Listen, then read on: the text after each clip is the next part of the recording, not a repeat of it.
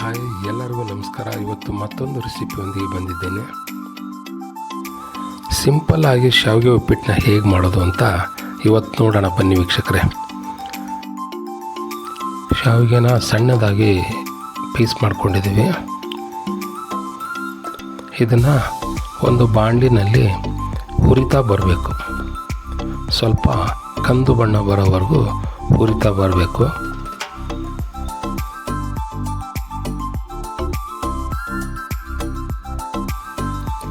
ಹುರ್ಕೊಂಡಿರ್ತಕ್ಕಂಥ ಶಾವಿಗೆನ ಒಂದು ತಟ್ಟೆಗೆ ತೆಗೆದಿಡೋಣ. ಈಗ ಬಾಣಲಿಗೆ ಸ್ವಲ್ಪ ಎಣ್ಣೆನ ಹಾಕೊಳ್ಳೋಣ. ಸ್ವಲ್ಪ ಕಡಲೆ ಬೀಜ ಹಾಕೊಳ್ಳೋಣ.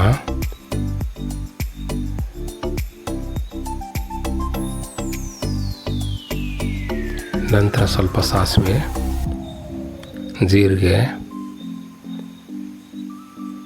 ಹಾಗೆಯೇ ಸಣ್ಣದಾಗಿ ಕಟ್ ಮಾಡ್ಕೊಂಡಿರ್ತಕ್ಕಂಥ ಹಸಿ ಮೆಣಸಿನ್ಕಾಯಿ ಹಾಕೊಳ್ಳೋಣ.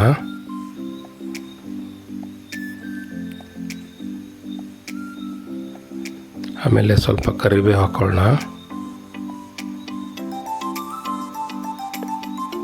ಸ್ವಲ್ಪ ಕೊತ್ತಂಬರಿ ಸೊಪ್ಪನ್ನು ಹಾಕೊಳ್ಳೋಣ. ಆಮೇಲೆ ಸಣ್ಣದಾಗಿ ಕಟ್ ಮಾಡ್ಕೊಂಡಿರ್ತಕ್ಕಂಥ ಈರುಳ್ಳಿ ಹಾಕೊಳ್ಳೋಣ.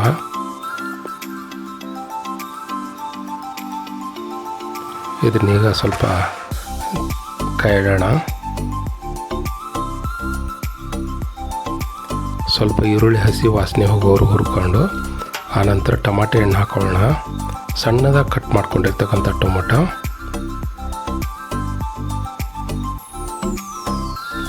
ಸ್ವಲ್ಪ ಉಪ್ಪು ಹಾಕೊಳ್ಳೋಣ. ರುಚಿಗೆ ತಕ್ಕಷ್ಟು ಉಪ್ಪು.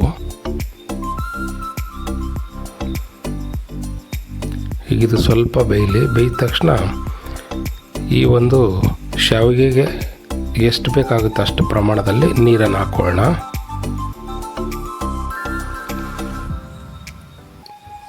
ನೀರನ್ನು ಹಾಕ್ಕೊಂಡಿದ್ದೇವಲ್ಲ, ಇದು ಕುದಿ ಬರೋವರೆಗೂ ಮುಚ್ಚೋಣ. ನೋಡಿ, ಈಗ ಕುದಿ ಬಂದಿದೆ. ಈಗ ಹುರ್ಕೊಂಡಿರ್ತಕ್ಕಂಥ ಶಾವಿಗೆನ ಇದಕ್ಕೆ ಹಾಕೊಳ್ಳೋಣ.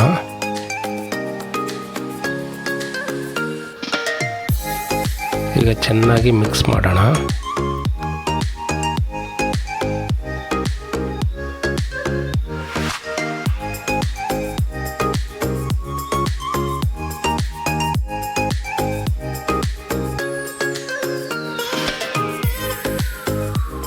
ಶಾವಿಗೆ ಚೆನ್ನಾಗಿ ಬೇಯಬೇಕು. ಹಾಗಾದರೆ ತುಂಬ ಚೆನ್ನಾಗಿ ರುಚಿ ಬರುತ್ತೆ. ಸ್ವಲ್ಪ ಮುಚ್ಚೋಣ. ಇದು ಅರಳಬೇಕು. ನೋಡಿ, ಈಗ ನೀರೆಲ್ಲ ಕಡಿಮೆಯಾಗಿ ತುಂಬ ಚೆನ್ನಾಗಿ ಬರ್ತಾಯಿದೆ. ಈಗ ಸರ್ವ್ ಮಾಡೋ ಟೈಮು. ಸಿಂಪಲ್ ಶಾವಿಗೆ ಉಪ್ಪಿಟ್ಟು ರೆಡಿಯಾಗಿದೆ.